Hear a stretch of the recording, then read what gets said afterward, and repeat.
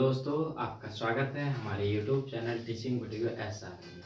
आज मैं आप सभी के लिए एक बार फिर से टॉप VVI क्वेश्चन लेके आ गया हूं, जो कि आपके आने वाले एग्जाम की दृष्टि से बहुत ही महत्वपूर्ण है। तो दोस्तों, आज हम देखेंगे ट्रांसफार्मर। ट्रांसफार्मर होता क्या है, ये किस सिद्धांत पे कार्य करता है, इससे क्या क्या हम कर सकते हैं। तो आइए दोस्तों देखते हैं ट्रांसफार्मर क्या होता है। तो ट्रांसफार्मर क्या होता है। ट्रांसफार्मर विद्युत का एक ऐसा साधन है जिसके द्वारा प्रत्यावर्ती वोल्टेज को कम या ज्यादा कर सकते हैं। क्या कर सकते हैं? कम या ज्यादा कर सकते हैं। ठीक है दोस्तों, क्या होता है ट्रांसफार्मर? तो ट्रांसफार्मर विद्युत का एक ऐसा साधन है। किसका? विद्युत का एक ऐसा साधन है जिसके द्वारा प्रत्यावर्ती वोल्टेज को कम या ज्यादा किया जाता है। जैसे कि हमारे पास एक स्टेबलाइजर है दोस्तों। इसका कार्य क्या है दोस्तों? तो इसका कार्य है, अगर लो वोल्टेज है तो उसको हाई वोल्टेज में कन्वर्ट कर देंगे, या आपको जितना वोल्टेज चाहिए रहेगा उतना वोल्टेज आप इससे ले सकते हैं। ठीक है दोस्तों, इसके अंदर भी एक छोटा सा ट्रांसफार्मर लगा होता है जो कि AC पे कार्य करता है, दिष्ट धारा पे कार्य नहीं करता है, प्रत्यावर्ती धारा पे कार्य करता है। ठीक है दोस्तों, चलिए चलते हैं आगे की ओर।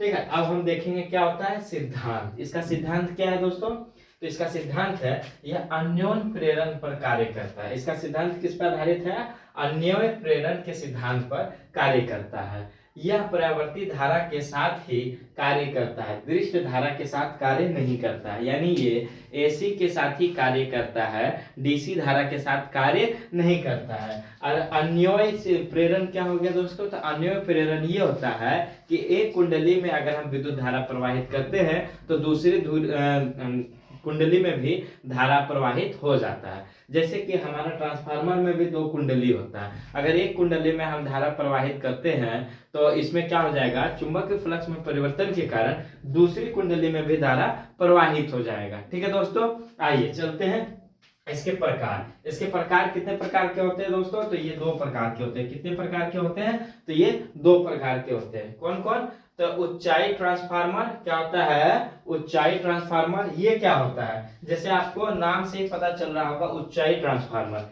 ये क्या करता है? तो ये निम्न को हाई में बदल देता है। क्या कर देता है? निम्न वोल्टेज को हाई में बदल देता है। ये क्या करता है? निम्न वोल्टेज को हाई में बदल देता है, यानी उच्च में बदल देता है। ठीक है, ये क्या करता है? लो टू हाई कर देता है। लो टू क्या कर देता है दोस्तों? हाई वोल्टेज कर देता है, लो टू हाई कर देता है। दूसरा क्या है? उपचाई ट्रांसफार्मर। ये ट्रांसफार्मर क्या होता है? ये उच्च परावर्ती धारा को क्या कर देता है? निम्न परावर्ती वोल्टेज में परिवर्तित कर देता है। यानी इसमें अगर कोई उच्च धारा प्रवाहित होता है तो ये क्या कर देता है? इसको निम्न कर देता है, इसका वोल्टेज क्या कर देता है? निम्न कर देता है। ठीक है दोस्तों, ये क्या कर देता है?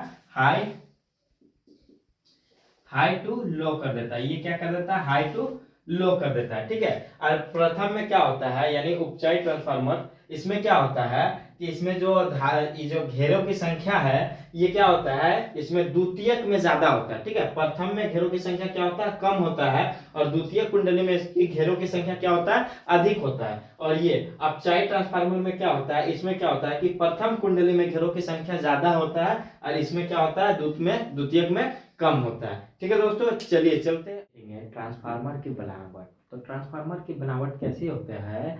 तो इसमें क्या किया जाता है? नर्म लोहे की पत्तियां को एक के ऊपर एक क्या कर दिया जाता है? एक के ऊपर एक रख करके एक आयताकार पटील क्रोड बनाया जाता है। क्या किया जाता है कि एक के ऊपर एक पत्तियों को रख के एक आयताकार पटील क्रोड बनाया जाता है, जैसा कि आप चित्र में देख रहे होंगे, और नीचे वाले भी चित्र को देख के और भी अच्छा से आप समझ जाएंगे। ठीक है दोस्तों, तो देखिए ये रहा हमारा चित्र। अब क्या करते हैं? प्राथमिक कुंडली को प्रत्यावर्ती वोल्टता से जोड़ दिया जाता है। प्राथमिक कुंडली को क्या किया जाता है?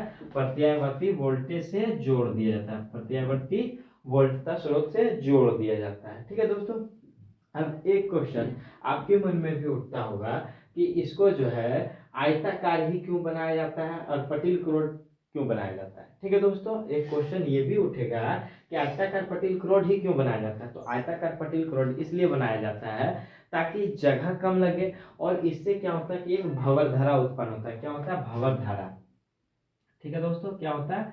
भंवर धारा उत्पन्न होता है। भंवर धारा उत्पन्न होने के कारण अत्यधिक ऊष्मा के निकलता है। अत्यधिक ऊष्मा को रोकने के लिए इसको क्या किया जाता है, आयताकार पटिल क्रोट का बनाया जाता है। ठीक है दोस्तों, अब देखेंगे इसकी हम कार्य विधियां। तो इसकी कार्य विधियां क्या होता है, तो जैसे प्राथमिक कुंडली में क्या किया जाता है, विद्युत वाहक बल प्रवाहित किया जाता है। क्या किया जाता है, विद्युत वाहक बल प्रवाहित किया जाता है, जिसके कारण क्या होता है, इसके चुंबक फ्लक्स में परिवर्तन होता है। और चुंबक फ्लक्स में परिवर्तन होने के कारण क्या होता है, तो इससे एक क्या निकलता है, फ्लक्स रेखाएं निकलती है। क्या निकलता है, फ्लक्स रेखाएं निकलता है, जिसके कारण क्या होता है कि द्वितीय कुंडली में विद्युत वाहक बल प्रवाहित होता है। ठीक है दोस्तों, क्या होता है कि प्रथम कुंडली में अगर हम धारा प्रवाहित करते हैं तो इसके कारण क्या होता है, फ्लक्स में परिवर्तन होता है। फ्लक्स में परिवर्तन होने के कारण इससे क्या निकलता है, फ्लक्स धारा निकलता है। क्या निकलता है, फ्लक्स रेखाएं निकलती है। फ्लक्स रेखाएं निकलने के कारण द्वितीय कुंडली में क्या होता है, धारा प्रवाहित होता है। ठीक है दोस्तों, तो अब हम लिखेंगे, तब अब हम लिखेंगे फैराडे के नियम से।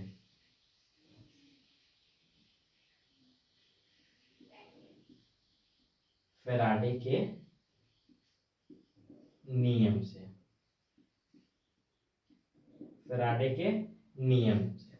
ठीक है, फैराडे के नियम से तो हम देखेंगे प्राथमिक कुंडली में। किसमें देखेंगे, प्राथमिक कुंडली में। प्राथमिक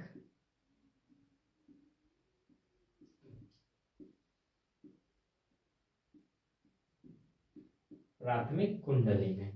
ठीक है दोस्तों, तो प्राथमिक कुंडली हमारा क्या है, प्राथमिक कुंडली हमारा पी है। तो अब हम लिखेंगे E P equal to minus K N P into delta five upon delta T. ये हो गया हमारा समीकरण 1 हो गया। ठीक है दोस्तों, अब हम देखेंगे द्वितीय कुंडली में। किसमें, द्वितीय कुंडली में।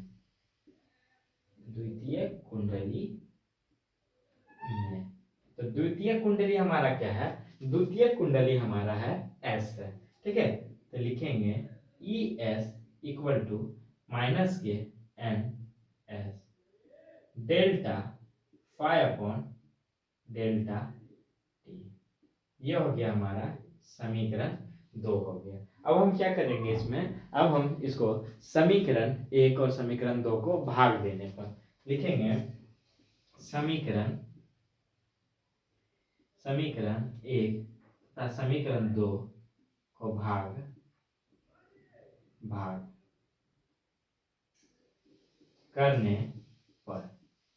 तो समीकरण 1 हमारा क्या है, समीकरण 1 है E P equal to minus का N P into delta five upon delta T बटे के E S equal to minus K N S into delta five upon delta T.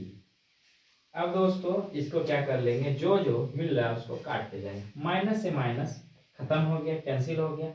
Delta five upon delta T से delta five upon delta T खत्म हो गया। क्या बचा, E P बटे E S equal to N P बटे N S. तो दोस्तों ई पी हमारा क्या है, ई पी हमारा प्रथम कुंडली में प्रवाहित होने वाली विद्युत वाहक बल, और एनपी क्या है हमारा, एनपी है हमारा इसमें फेरो की संख्या। क्या हो जाएगा, फेरो की संख्या। ई एस हमारा क्या है, ई एस हमारा है कि द्वितीय कुंडली में प्रवाहित होने वाली विद्युत वाहक बल और उसकी संख्या ई एन एस बराबर। ठीक है दोस्तों, ये हमारा ट्रांसफार्मर कंप्लीट हो गया।